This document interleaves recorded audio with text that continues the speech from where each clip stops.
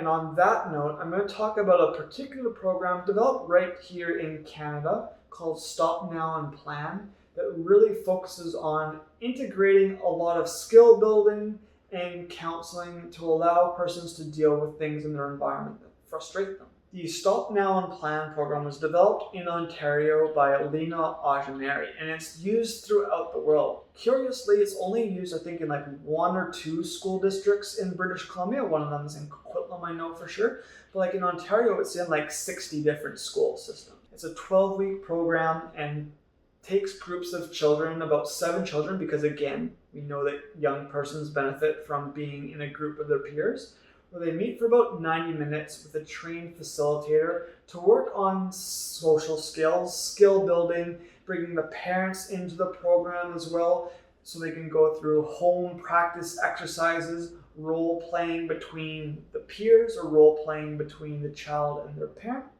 So it starts with targeting. Typically, it's targeting young boys between the ages of 6 to 11. Now, SNAP has actually been expanded as well to include a more precise version for girls, but usually because boys are more likely to be in conflict with the law, they're first focused on boys who have been in contact with police prior to age 12. So the formal justice system, as we know, can't intervene, but these young persons are in conflict with the law, and we want some form intervention strategy so that by the time they're age 12, maybe they won't be in conflict with the law. There won't be a need for formal intervention. So as I mentioned, the aim is skill building, cognitive behavioral therapy, helping them develop their social skills, helping them recognize triggers and how they're going to deal with those. And so the SNAP part of it is very corny and it's only a small part of it, but it basically tells the young person, okay, you're dealing with a scenario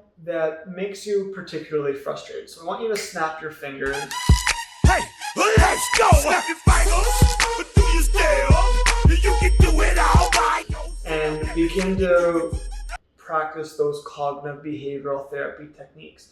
Recognize that you're frustrated. And what SNAP does is it doesn't ask the person to immediately snap into action. It basically says, okay, you're frustrated. What we want you to do now is just recognize that you're frustrated. Before even trying to solve the problem, give yourself a little bit of self-confidence and say like, hey, I'm frustrated here, but don't worry, I know how to solve this problem. And then plan how you're going to solve that problem. So you recognize there's the issue, you've got the confidence that you can deal with the issue. Now plan how to deal with this issue. Take that plan and put it into action. And I'll just read off the slide here some facts about SNAP. Farrington and Cagle in 2015 did a really wide-scale evaluation of SNAP to look at not just recidivism reductions, but like social cost reductions in harm. So they did a whole cost-benefit analysis. So they found that it cost just about $4,500 Canadian for each participant.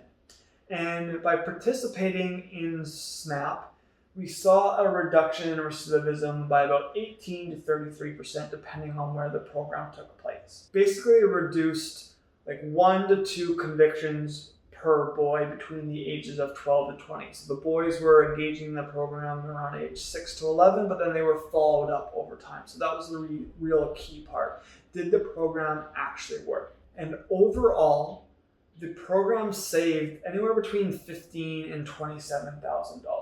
So that's adjusting for the actual cost of the program itself. So taking away that $4,500 cost, by treating each individual, we saved about $20,000. So really quite substantial. There are also specific programs meant to target youth that are involved in gangs, and I'll be talking about gangs in more detail in another lecture. One of the more wide-scale programs, if you are interested in this, you should definitely take a class with Stephanie Wiley because she actually worked on this project. It's called the Gang Resistance Education and Training, or the GREAT program.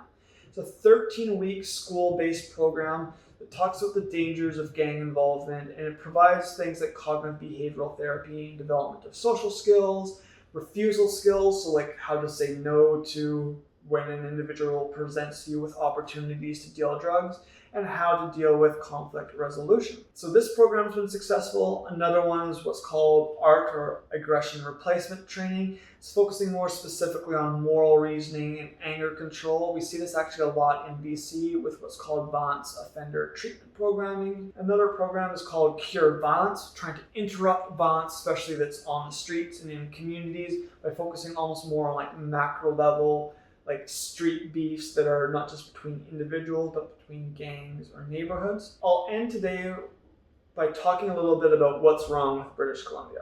We have a gang problem in BC that's relatively unique from other jurisdictions. In south side of Chicago, in LA, in Baltimore, the individuals involved in gangs are often individuals coming from very detrimental socioeconomic backgrounds, very, very negative circumstances, or living in real serious forms of poverty, where their motivation for gang involvement might be to be able to get electricity to turn their lights back on, their heating back on, or they need their running water in their house. So these can be what motivate young persons for joining gangs in those cities. We have this in British Columbia too. We have a poverty problem. We have youth living in poverty, but the poverty that they experience is different from the poverty experienced by someone living in Chicago. My point is that poverty in BC looks a little bit different from poverty in Chicago.